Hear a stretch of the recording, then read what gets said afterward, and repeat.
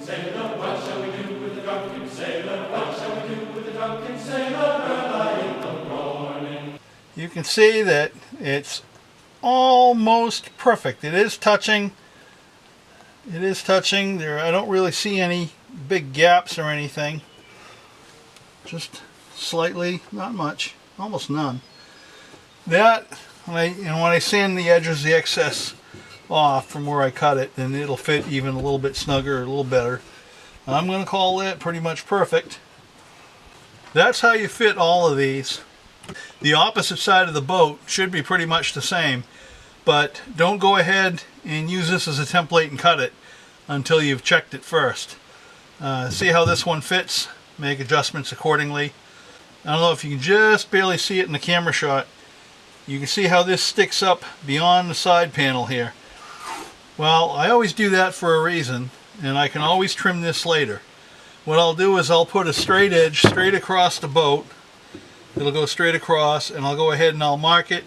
And once this has all been fitted up, I'll go ahead, I'll mark this, and I'll cut off the excess. But not until I have this fitted up. I'll leave a slight amount of it proud, because I can grind it down later with my random orbital sander, make it flush with the outwheel. So, but they'll all be fitted like this. The next step, once I have my intermediate frame fitted, I have the notch cut out for the chine, I have it located where I want it to be. The distance from the main frame to where it is now, that's, you find on the plans, it's going to be different for different boat models. Now I'm going to hold it in position, and I drew a pencil line on both sides all around it. When I take it off, now I know where to put pilot holes for the screws. The screws will be coming from the outside of the side panel going into the intermediate frame. So just so I can locate the holes, I only need about 3 of them. I don't want to be up where the outwheel is going, because I'll be drilling through the side panel into the outwheel when it comes time to fit that, and I don't want to be in the way of that. So just below it, I'll do 1 hole, just above the chine a bit. I'll do a hole, and I'll do another one in the middle. See, now I can see those holes on the outside, and that's, I'm going to go ahead, I'm going to countersink on the other side. I will apply glue to this after I get rid of all the wood chips, sand that a little bit. I'll apply my my epoxy or whatever glue I'm using. I'll put that in place. I'm going to mark the back side so I don't put glue over the entire thing. That way there, I only put glue from that line on down. Once I have the glue in, well, before I put the glue in, I'm going to clamp this in place. I will drill and countersink from the other side, take it off, get rid of the wood chips, apply the glue, put it back in position, and run the screws in. Before I do that, I will mark and cut off the excess here, as I had mentioned before, and then that intermediate frame will be installed. You take your favorite thickened epoxy or whatever adhesive you're using, set her into place. 3/4 inch, number 8 by 3/4 inch stainless steel screws, flathead screws. And it'll just hold it in position until the adhesive sets up.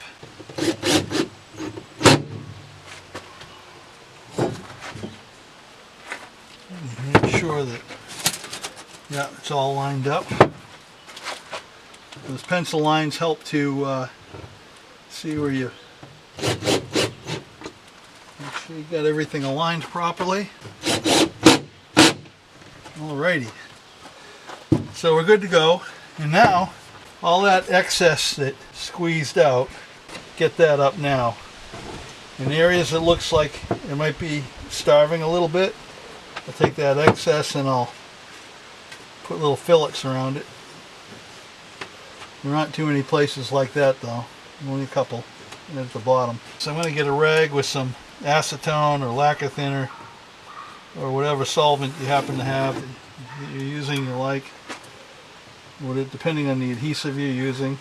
You want to wipe off the excess because again, that'll cut down on grinding and sanding. It just saves you a lot of time. You do it now while this stuff hasn't cured yet. You usually have a few minutes, depending on how hot it is outside and the humidity. I checked this on the other side and it was virtually a perfect fit. So I made another one. I just traced this one and cut it out. I've got it sitting over there. I can go ahead and install that. Then fitting out the rest is just measuring out the proper distance where the next one's going to go. At this point I could move on and install the outwales, the risers and the thwarts and call it good.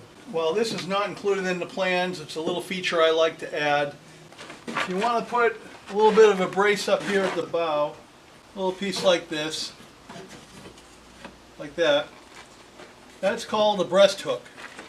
And that ties the side panels together with the stem, and it gives you a little bit more rigidity, and it adds to the structural integrity of the hull. And this is just a 1/4 inch scrap plywood template. It's not something you can design these yourself. It could be just a simple triangle.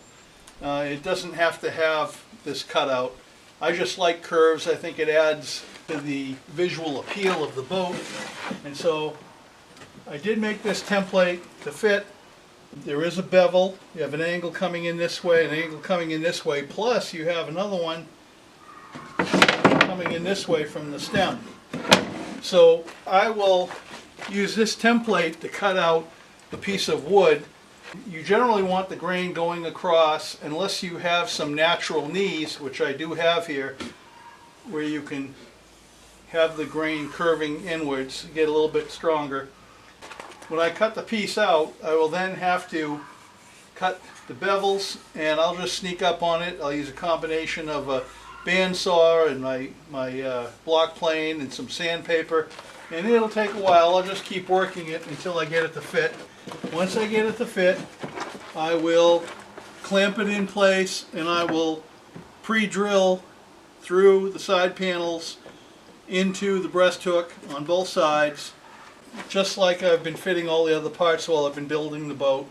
Take it apart, clean it up, use some epoxy resin, some thickened epoxy, put it back in place, and screw it in and secure it. Now, in addition to the breasthook, I also want to put in what are called quarter knees. And the quarter knees, here's the shape, and again, this ties in the side panel with the transom and makes it a little bit stronger. I make a template, same thing, just like the breasthook and fitting it up. You just flip it over the other side for the other side of the boat. I'm using natural knees. These knees are made out of hackmatack. These come from the root of the tree. The roots have to be, when the tree is cut down, they have to dig the stump out by hand. And so they have to be very careful, and then it takes a specialized modified bandsaw mill to slice these knees. And they're very, very expensive if you can still find them.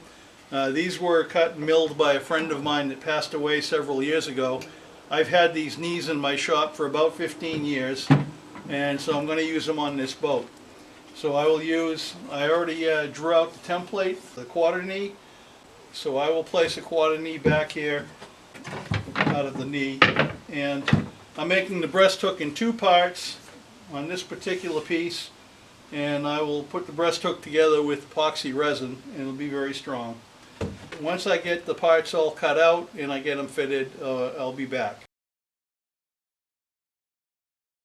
One of the things I ran into when I was getting ready to fit up my quarter knees is that when I was putting the boat together, I was just going according to the plans. I wasn't thinking about the quarter knees, and this intermediate frame would come right to the shear, and that's exactly where how I installed it.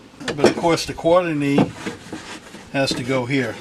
So what I did is I measured down a little bit, I cut it off, used one of these little handy dandy Harbor Freight little cut off tools, and I did that on both sides, and the only place you have to do it is just the intermediate frame that's all the way aft near the transom.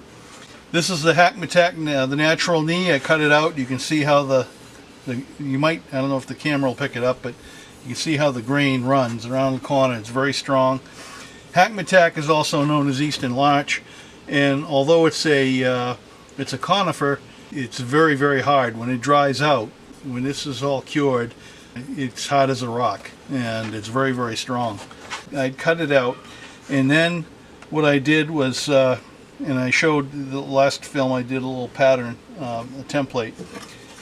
But I have these angles here. So I took a bevel gauge, and I came down here, and I set the bevel between the side panel and the bottom, so I have it just right. Then what I did is I used this bevel gauge to set the angle of the table on my bandsaw, and then I just ran the bandsaw through like this, and I just used the blade up against this. I used the edge as a guide, and I cut this bevel. And then I just did the same thing. I put the bevel gauge against the transom in the bottom of the boat to get the bevel on the back side. Where this quarter knee goes here, I just did the same thing. I set up the angle on the bandsaw, ran it through along the edge, and I got the proper shape, and I got the bevels. Now, it didn't fit absolutely perfectly, and another thing is I didn't want it to go, I put a line here straight across as a guide, just using a straight edge and running a little line. But I don't like the looks of the quarter knee when it just goes straight across the boat. So I wanted to bring her up a little bit. This is just by eye. It's an artistic thing. There's nothing technical about it. I brought it to where I wanted it, to where I liked it, and I drew a little reference line.